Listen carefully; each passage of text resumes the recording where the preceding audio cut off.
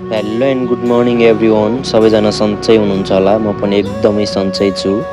आज चाहिँ म बिहानै उठेर छोटो मिठो भिडियो बनाउनतर्फ लागेँ। यतिकैमा हाम्रो पसलको वरिपरि चाहिँ फोहोर देखेर दुई दाजुभाइ मिलेर सफा गर्दैछौँ। हामीले सफा पनि गरिसके।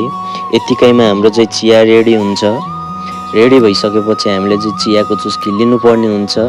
म चाहिँ चट्ट पारामा चियाको चुस्की लिँदै आनन्द लिँदैछु।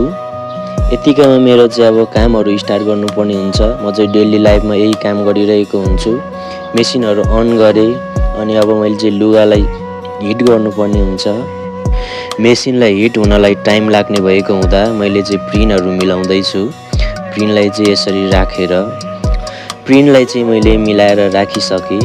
अब यसलाई हिट गर्नुपर्ने हुन्छ। हिट पनि गरिसकेँ मैले। अब फाइनल लुक चाहिँ यस्तो देखियो। डेली लाइफमा काम चाहिँ म यही नै गरिरहेको हुन्छु। टी सर्टहरू प्रिन्ट गर्छु, आफूलाई चाहिने जति डिजाइनहरू बनाउँछु, फाइलहरू बनाउँछु र प्रिन्ट गर्छु। काम भनेको कुनै पनि ठुलो सानो हुँदैन।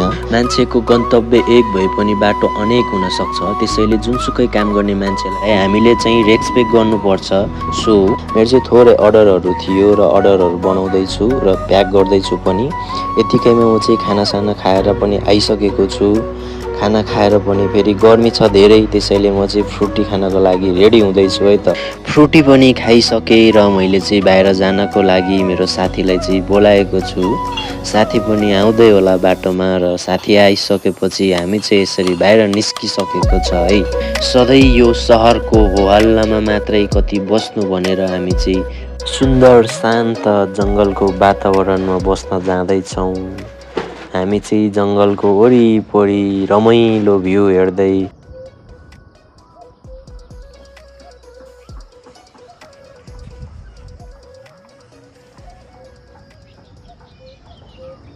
साथी र म चाहिँ एकछिन जङ्गलको भ्यू हेर्दै मजा लिँदै एकछिन बसेर मेरो चाहिँ काम भएको हुँदा फेरि अर्को काम बुझ्नको लागि जानुपर्ने हुन्छ र जाँदैछु पनि हामी अर्को काम बुझ्नलाई।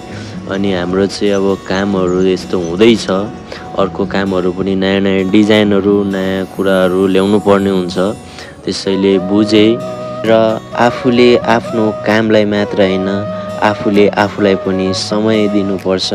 त्यसैले थोरै समय निकालेर भए पनि चट्ट पारामा रमाइलो एकैछिन भए पनि आनन्द लिँदैछु।